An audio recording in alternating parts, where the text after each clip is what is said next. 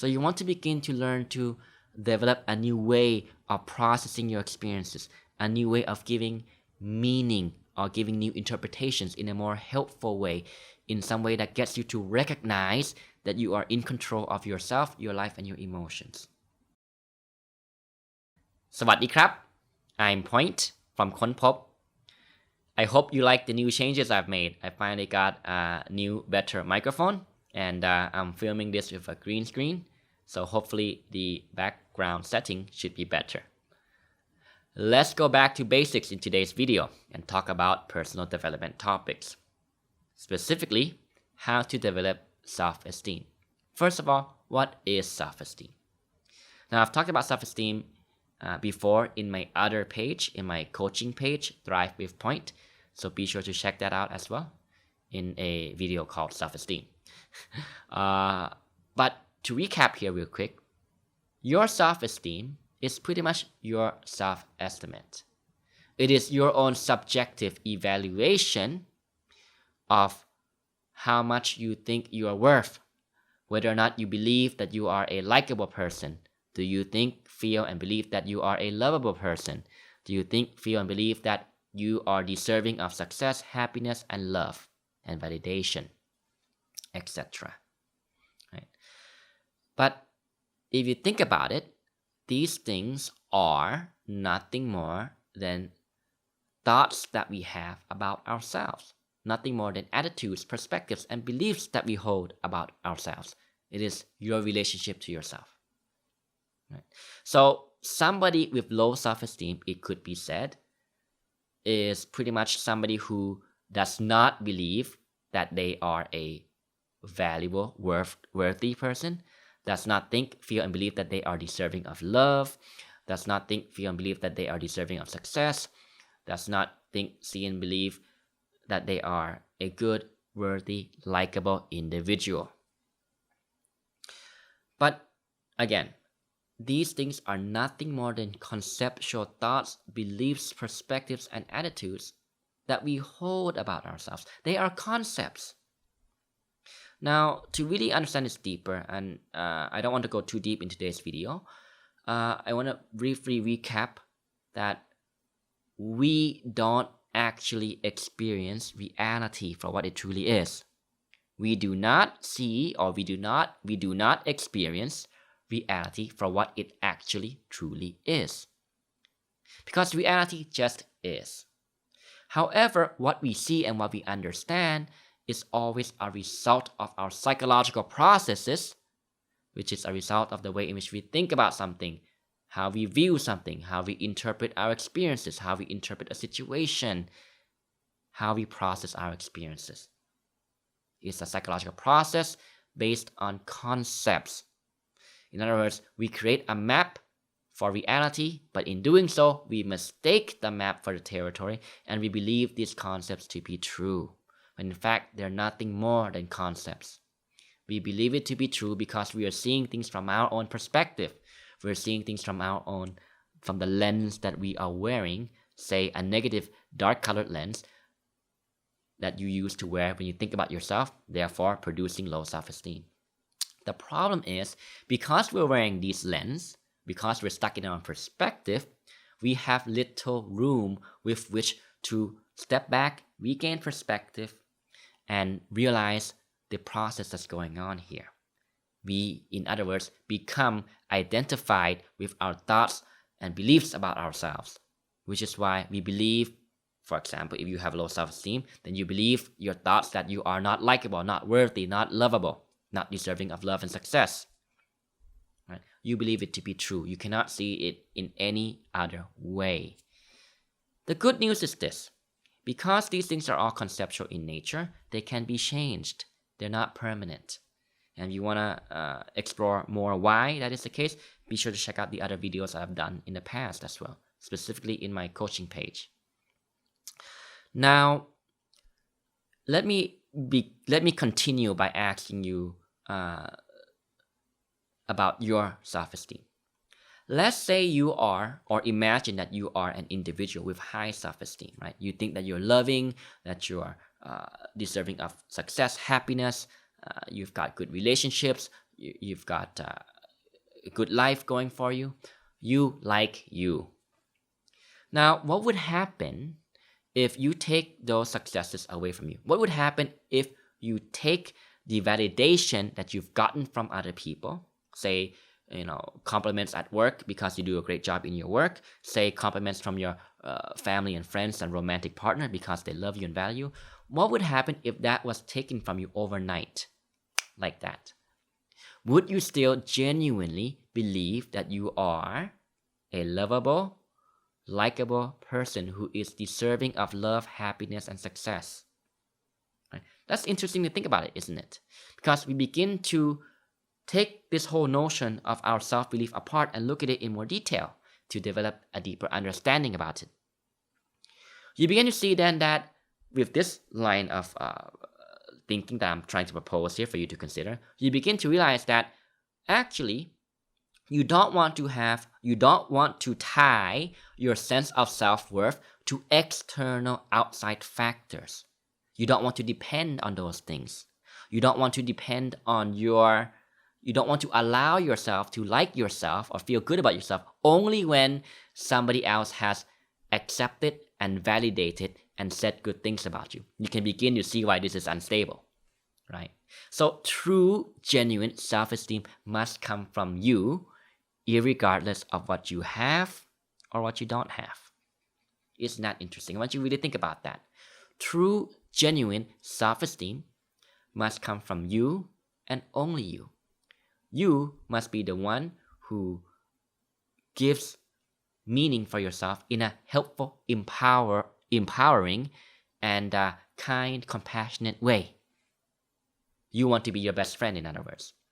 So what this shows is that people who are always chasing to please others, to make other people feel good about them, that's actually a hidden form of, you can argue, insecurity, because they are depending on other people's viewpoints about them, other people's validations in their self-worth in order to feel good. This is very unstable, which is why these people often live in a constant state of fear of losing that. So you want to develop these things from within. You want to be able to learn to validate yourself, love yourself genuinely. So then how do you begin to do that? Well, as I've been spent time explaining the psychological processes here, if you truly consider and realize that all these things, self-concept, self-beliefs, thoughts that you have about yourself, how you feel about yourself, they're all conceptual and they're all psychological, then that means that we can begin to work to change and develop them, right? So a person who has a genuinely high self-esteem would be somebody who is able to, who is in the habit of looking at themselves in a positive light. So to begin, you want to look for the small things in your life, in today, that you can appreciate, that you can give yourself credit for. It doesn't matter how small. And this is the problem with somebody with low self-esteem, because they will say, I get what you're saying, point, but I don't think I deserve to give myself that credit. What? I mean, I just went to the gym today. I went to exercise today. Well, I mean, everybody does that. Why do I deserve special credit? You see, somebody with low self-esteem will always think like that because it's been driven by a belief that they are not successful, not worthy, not good enough. You see? So you really want to begin to process the small achievements in each and every day. I don't care how small, but I'm sure we all have them, right? Think about something so small. Say even getting yourself to go to the gym or getting yourself to do the exercise that you've been meaning to do. And process it in this way. Process it in a helpful, empowering way by saying, number one, why was it a positive experience? Think about that. Why was it a positive experience? Okay, you may say, well, okay, it was positive because I finally got myself to go to the gym, to go work out. Okay, cool. Next, ask yourself, what would you say to a friend if your friend told you that he or she went to the gym, went to work out? That's important, right? Because it's now getting you to think about this in a more objective way, in a more fair way. You would probably compliment your friend, say, "Good job, well done, buddy. You deserve a pat on the back. You really deserve to give yourself credit. Enjoy the rest of the night because you've been working hard at the gym for the day and you've been meaning to do this for a long time now, and you finally set the time aside and put in the effort and went to do an exercise. You deserve it." So, and then ask yourself the third thing. What have you learned from this? What have you learned from this? What have you learned from this? Okay, if I think about it, well, I'm beginning to realize that I actually have more control over my life, over myself, over my self-esteem than I realize. I've learned that I can take control of my life. I learned that I can be in charge of my life. I used to think that there was no point in going to the gym, but actually now that I think about it, it felt great. The effort paid off. The reward paid off. The process of enjoying growth and the journey of developing myself is a valuable and fun and meaningful journey. It's not about the outcome all the time. This is not to deny the importance of outcome, but it's to say that you don't want to make the outcome your number one objective. And this is the problem because people of low self-esteem tend to look at some outcome and tie their sense of self-worth to that outcome, which is why they get stuck in that loop of negative thinking about themselves. Now, this admittedly may seem unnatural to somebody with low self-esteem at first. Thinking in this way may seem unnatural at first, but that's exactly the point I'm trying to prove. The way we look at things are a result of nothing more than habits. That's why it will be challenging at first. But don't give up. Persevere. Put in effort. Right? Now, science has shown that it actually does not require massive willpower and massive effort. It requires a fair amount of effort, not too much actually, but done consistently throughout time. So you want to begin to learn to develop a new way of processing your experiences, a new way of giving meaning or giving new interpretations in a more helpful way, in some way that gets you to recognize that you are in control of yourself, your life, and your emotions. Right? Now, the thing is, when we are stuck in our own perspectives and the lens that we use to make sense of our reality, the problem is when we are presented with a different perspective, it seems so alien to us because we're not used to looking at things in any different way. And when it seems so alien to us, another way to convey this is to say that you don't, from your perspective, you don't see any evidence that provides grounding for you to look at something in a different way. So I want you to consider this carefully, because what this means is that if you try to force yourself to feel positive, right, then it can actually backfire because you don't genuinely believe it. So the point here is to take small steps, step by step, right? With each step, challenge yourself and push yourself a little bit further, and then process what that effort meant for you, how and why it was meaningful. Focus on the experience focus on the process of growth. Focus on the process of learning.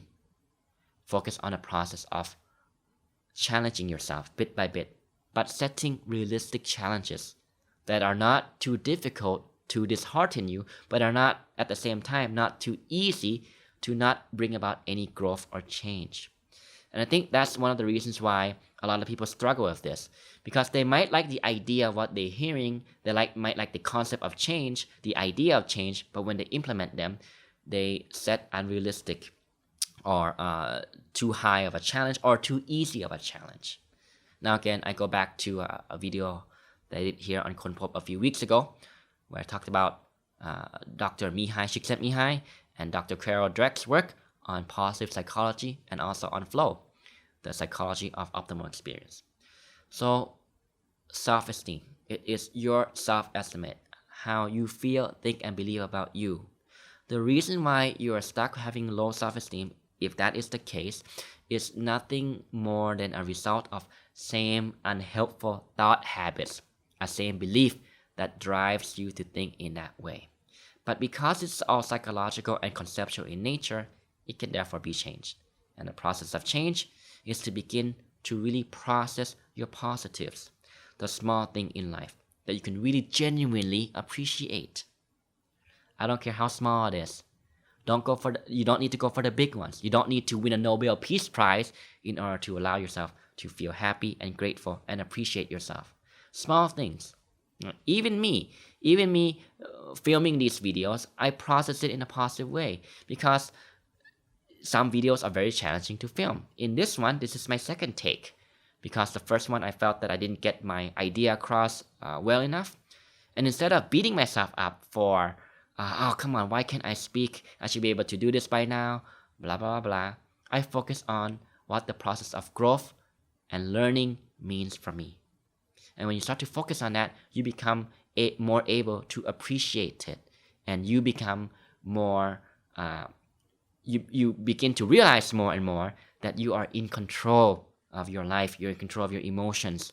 You're empowered because what you think and believe is always your choice.